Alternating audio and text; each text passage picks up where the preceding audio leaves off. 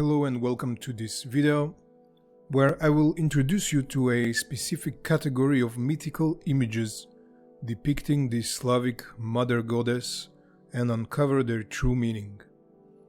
However, it's important to note that this category represents just one aspect of the goddess's representation in mythical imagery. Exploring all representations would require a much longer video, but I hope to cover additional images in future videos. Before we delve into the topic, I would like to express my gratitude to the ever-growing community of Patreon supporters who are invested in my work. Thank you very much for your contributions, which sustain this channel and enable the spread of this information to a wider audience. Now, on to the topic. In Slavic material culture, a recurring mythical image depicts a female figure, often interpreted as a goddess, surrounded by either a pair of animals or animals transforming into her arms or legs.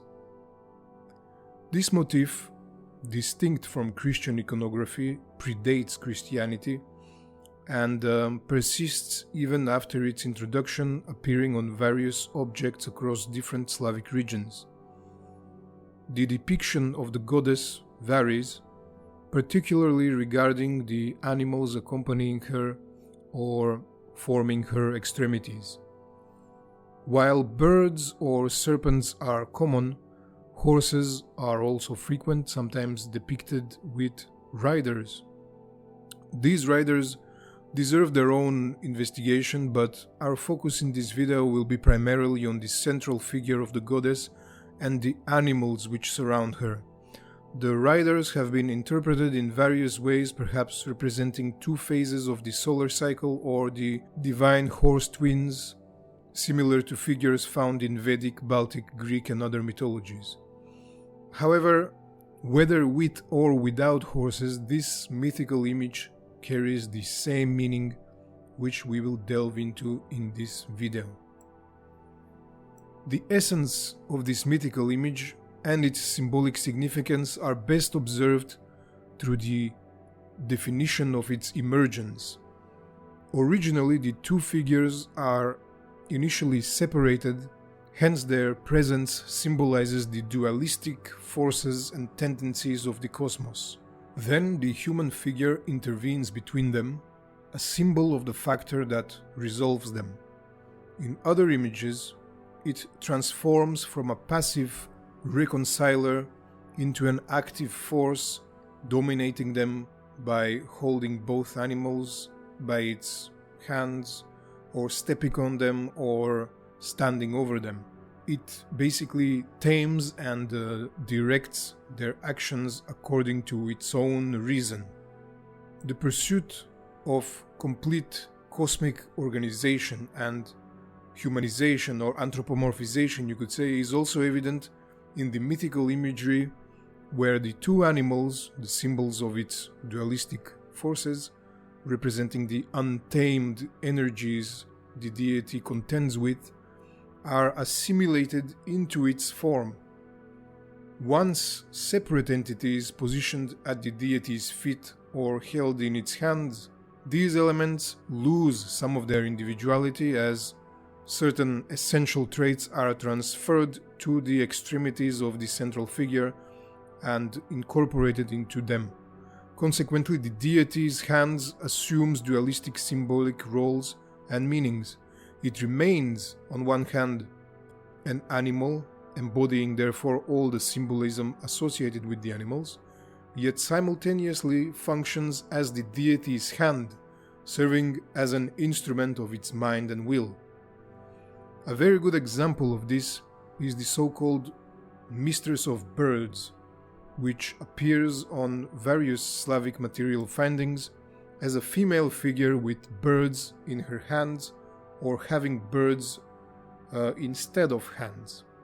Her representations are known from East Slavic folk art, where she is depicted with outstretched and slightly raised arms on which or beside which birds are found, but analogous representations can be seen on the tombstones, which are called stečci from the South Slavic lands, as evidence of this mythical image existing among them as well.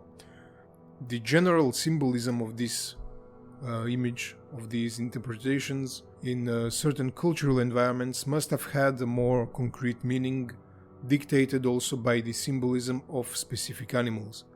Thus, for the Slavs, birds, and especially migratory birds, had the meaning of harbingers of spring and summer, that is to say, the character of initiators of the awakening of nature.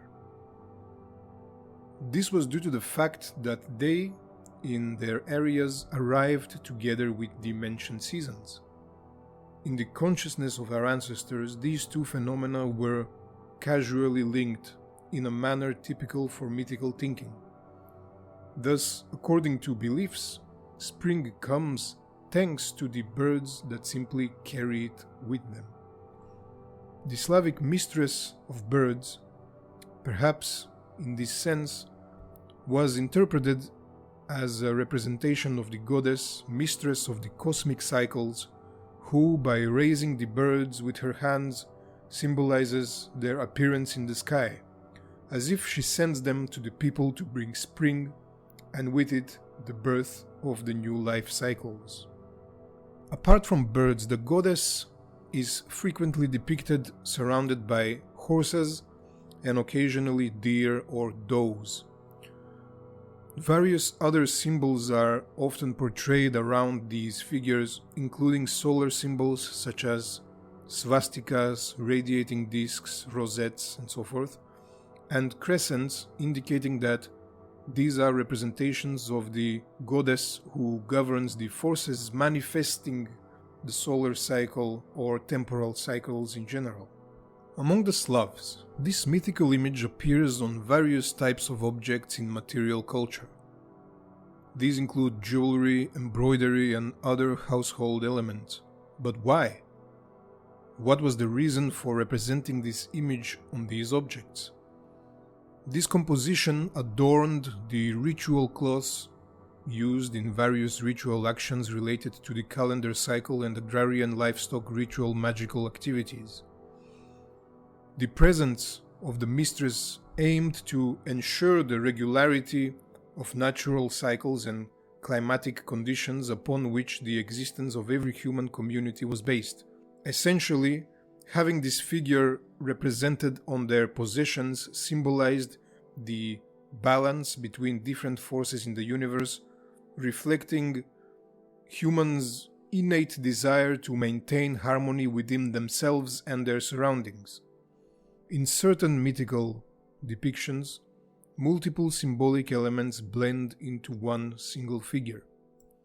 For instance, the two animals symbolizing the dual cosmic forces might merge together into a fantastical creature resembling a horse with 4 or sometimes 8 legs and a head at each end of its body.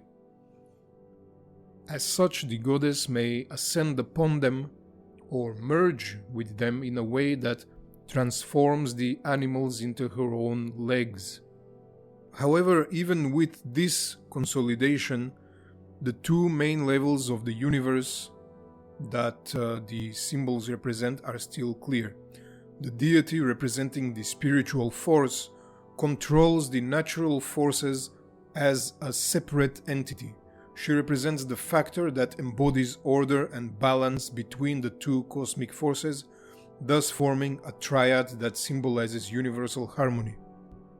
The mythical image, in which the two forces of nature depicted as birds, horses, or serpents, merge into the legs or feet of the goddess under her control, encapsulates the conflict between her two essences.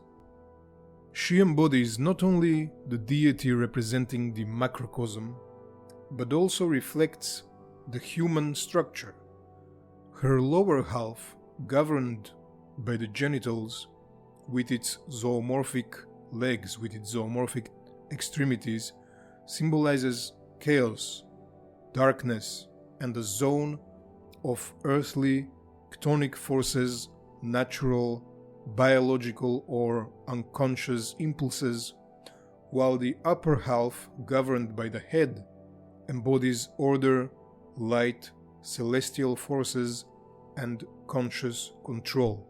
By exerting control over her zoomorphic feet, the goddess, and by extension humanity, symbolizes the endeavor, through mind and will, to subdue the forces of the universe, whether they arise from nature or from within the body itself. By mastering her own animalistic feat, the deity completes a circle, an embodiment of harmony, holistic integrity, and the eternal cycle of rebirth. The female mythical character with legs in the form of animal protoms, that would be legs adorned with animalistic shapes, basically, usually heads, can also be found on South Slavic embroidery, but also on medieval Slavic jewelry. We are talking about several types of two-plated bow fibulae, where the figure always consistently is depicted in the elongated plate which, within the frames of the cosmological iconography of this jewelry, represents the lower zones of the universe. She is usually depicted as having legs with bird, horse or serpent protoms. Her zoomorphic legs are spread, resembling childbirth, and in several cases her hands are placed on the abdomen, which only enhances this symbolism. Through this gesture, the composition acquires an additional layer of meaning. By embodying the factor of order and controlling the two dualistic forces symbolized by her animalistic feet, the goddess gives birth to new life. But what exactly does she give birth to? Well, sometimes it's the sun or vegetation, often symbolized by the cosmic tree itself. One notable example where she gives birth to the sun is depicted in the 7th century Velestino hoard, situated in modern-day Greece. In this representation, the goddess giving birth is depicted simply by her face and her primary function, the position of childbirth, with her legs taking on the form of serpents. Beneath them, another face emerges, which has been interpreted as the sun, or the sun in an anthropomorphic form. This goddess can be seen on other fibulae as well, featuring a rhomboid torso symbolizing the earth, as I've explained in my first book of Slavic traditions and mythology, with arms and legs representing bird protoms. The gender cues are depicted through 4 elements: her head covering and neck adornment, which signifies her marital status, along with circular motifs on the breast area symbolizing her breasts. Below these motifs, a zone adorned with vegetal and geometric patterns or interlaces spreads downwards, identified as representations of the tree of life and streams of abundance, correlating with heavenly waters, that it would be rain, and milk flowing from the goddess's breasts. Some depictions also include circular motifs between the upper and lower protoms, possibly representing raindrops dispersed by the goddess. By carefully analyzing this iconography, we've discovered a goddess whose role encompasses a vast domain. She stands as the force of harmony, balance, and order, governing natural forces and the cycles of death and rebirth, both within the universe and humanity itself. The mentioned functions and iconographic characteristics correspond well to the functions of a goddess with an unknown name, perhaps precisely Mokosh, who until the middle of the 11th century was worshipped by the Slavic pagans from the locality of Livadia near Thessaloniki in modern-day Greece.